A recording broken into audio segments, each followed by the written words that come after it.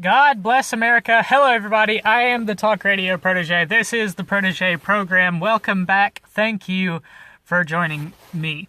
I hope that you are having a good week so far. We're almost to the weekend, so just hang in there. We'll be there before you know it, as fast as this news cycle goes. So today's story column thing comes from Bloomberg Business Week because somebody over at the illustrious organization that is Bloomberg decided they wanted to talk about universal basic income. If you haven't heard of universal basic income, we're going to describe it in this video. We're going to talk about what universal basic income is, where it most likely came from, what the dangers of it are. We're not going to focus very hard on this Bloomberg column. I'm just wanting to use it as a launching point to talk about universal basic income. If you do want to have a look at the column, please be my guest. We will be pulling some things from this column because I think they're useful. So first of all, what's the innocent explanation for what universal basic income is? And I want to tell you this because I want you to understand what the rhetoric around universal basic income is.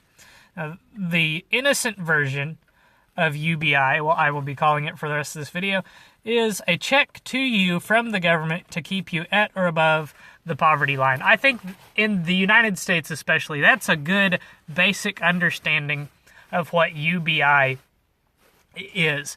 And it's worth pointing out that we have a version of this in the United States already, and it's called the Earned Income Tax Credit, and it's also called the standard deduction. You know, you get a basic deduction of tax-free income that, thanks to the tax reform law that just got passed, I think is $24,000 income in a year for individuals, which would make it roughly $48,000 for married filing jointly households. So the idea of universal basic income is in place in a form in the United States of America, not in such the way that it's being talked about, however.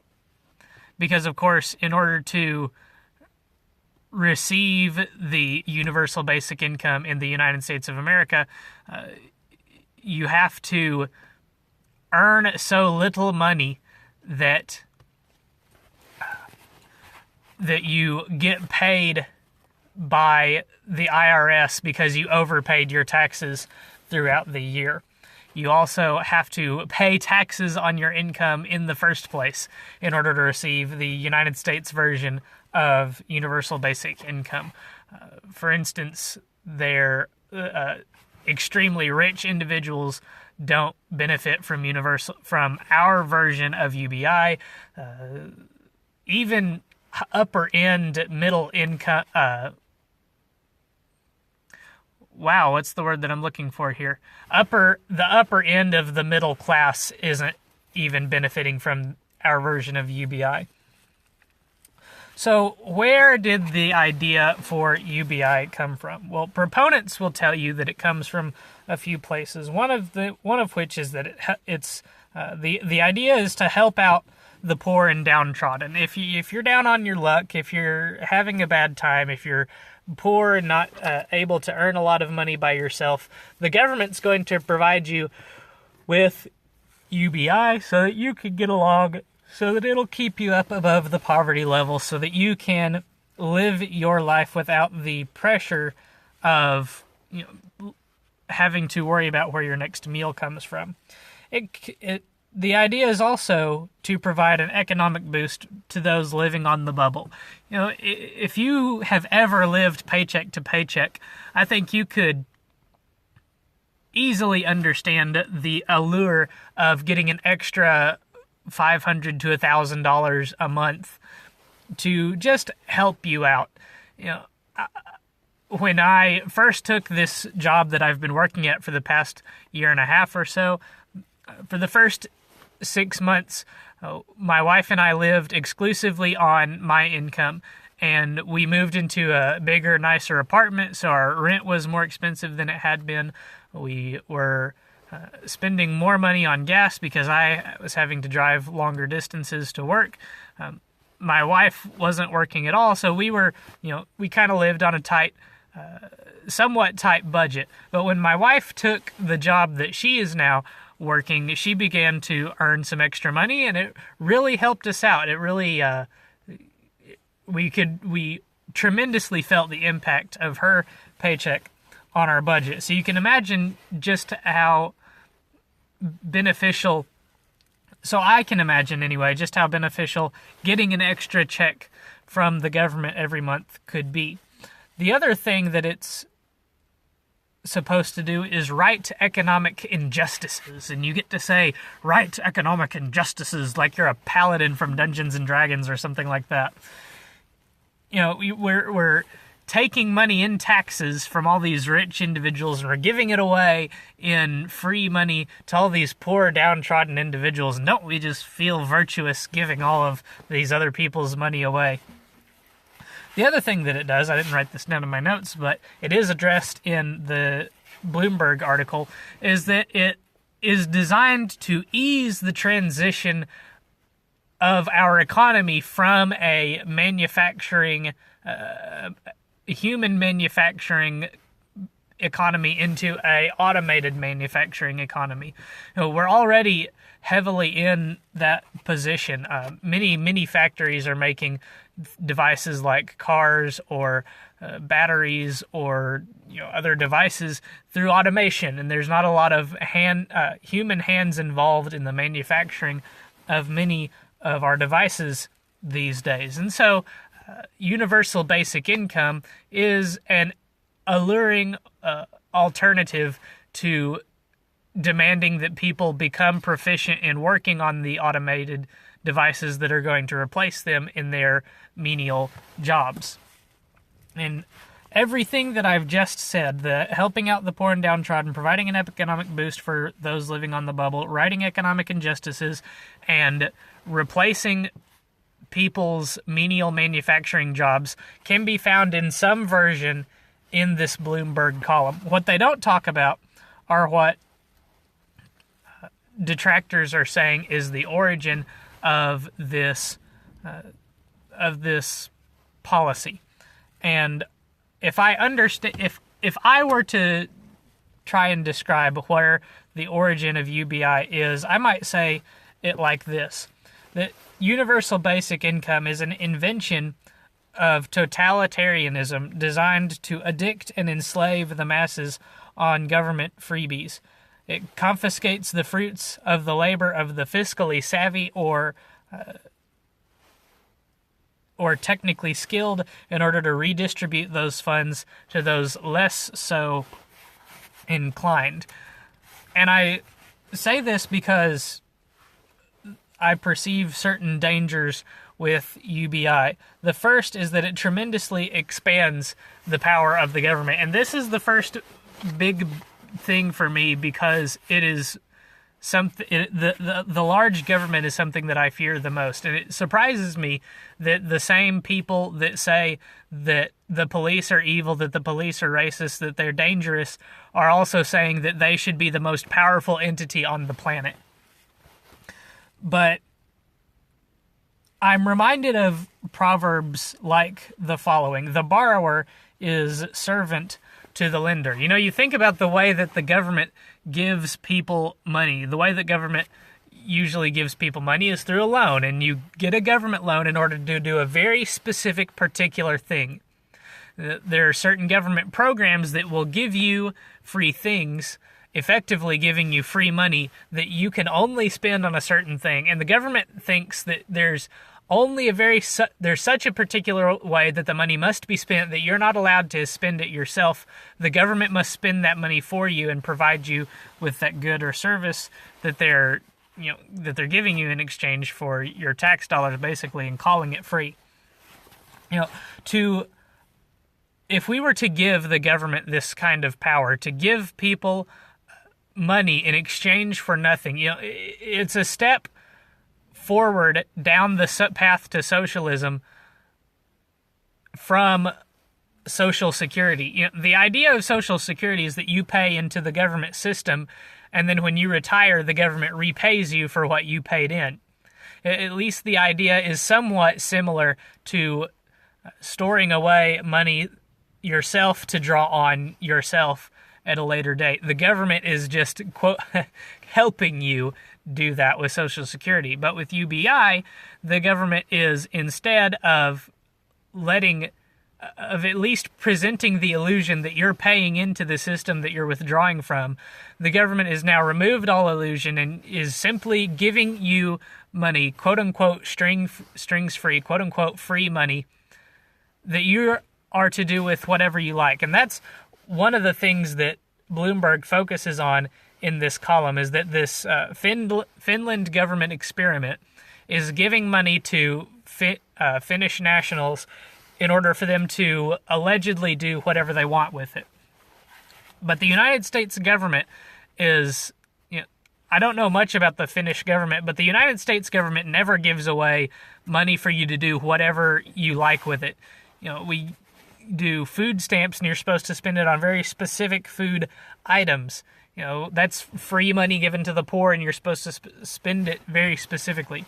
So I have a hard time believing that universal basic income, in the way that is being proposed and experimented with in Finland, would happen the exact same way in the United States of America. I think people would be very distraught at the restrictions that are placed on their universal basic income by the federal government.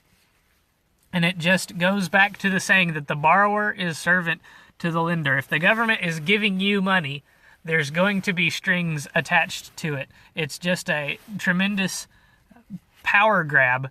It goes even farther than Obamacare. With Obamacare, if you were on the government's health care plan, you had to do very specific things to fit to the government health care plan, because the government is effectively giving you free money, and the government's not just going to give you free money. Well, now instead of getting control over your life through your health care plan, the government's now going to get control over your life directly through your wallet and through your spending power, not just on what you do with your health insurance.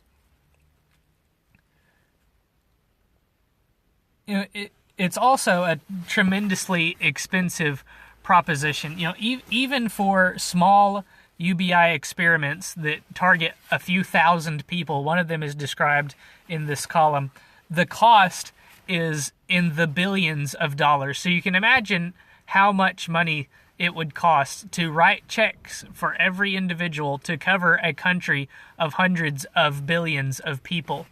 Is it hundreds of billions or hundreds of millions? It's got to be hundreds of millions, because isn't China in the billions and we're below China in the population? It's got to be hundreds of millions. So you can imagine the scale that covering hundreds of millions of people with a few $100 checks every month would cost. And I know that Republicans get accused of not caring about the budget when it comes to cutting taxes. And I have said, as I will continue to say, that the government does not have a revenue problem. The government has a spending problem. If we're going to reduce the debt, if we're going to reduce deficit spending, we can't rely on increasing revenue. We must reduce spending.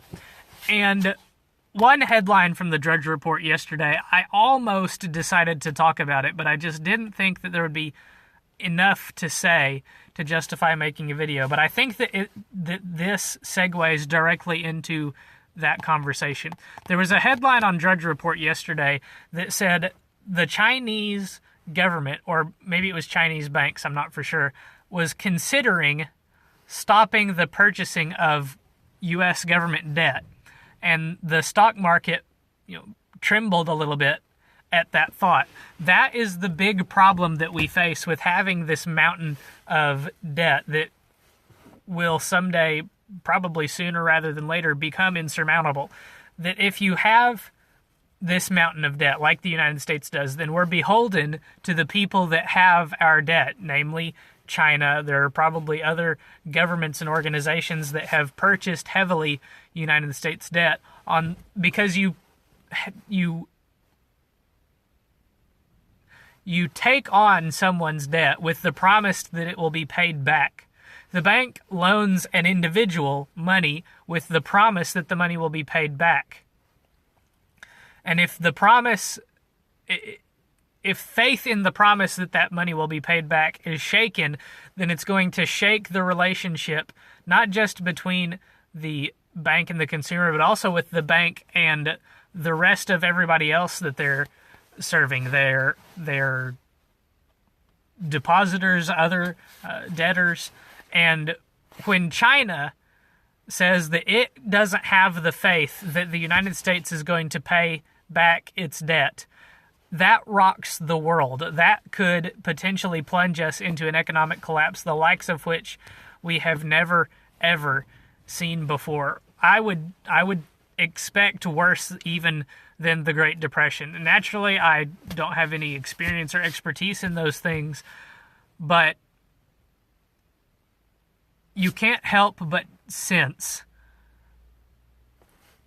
that this, especially with the saying in mind, the borrower is servant to the lender. You know, who's the lender in the case of the United States debt? Well, it's the country of China. They're not exactly our friends. They're more like our rivals. And when your rival is holding the leash of your debt collar, to put it in more controlling terms, that is not a good situation to be in. Especially considering that we might even have a moral suspect master in those terms. It's kind of a gloomy way to end the video, but it does need to be talked about. I don't know if the kind of change that would be necessary to facilitate the reduction of the United States debt will ever come in my lifetime. And I realistically don't believe that change will come without a major war.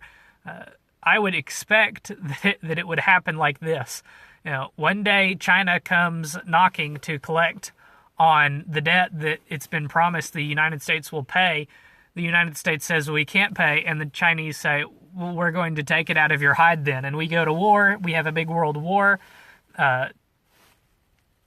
People, that probably hundreds of millions of people die in this world war, and the winner says, my debts to you are wiped away. You now owe me all of this stuff. And then we just, we get into that. Probably we just get into the cycle again. Somebody mountains and mountains and mountains up debt until they can't pay it back. And until we get fiscally responsible policy, until we decide that we cannot continue to accrue mountains of debt, go to war over the debt, and then, make other countries pay for our debt through winning a war, things are not going to change. And again, I know that's a gloomy way to end the video, but that's why you have to keep coming back. You have to keep your eye on the silver lining.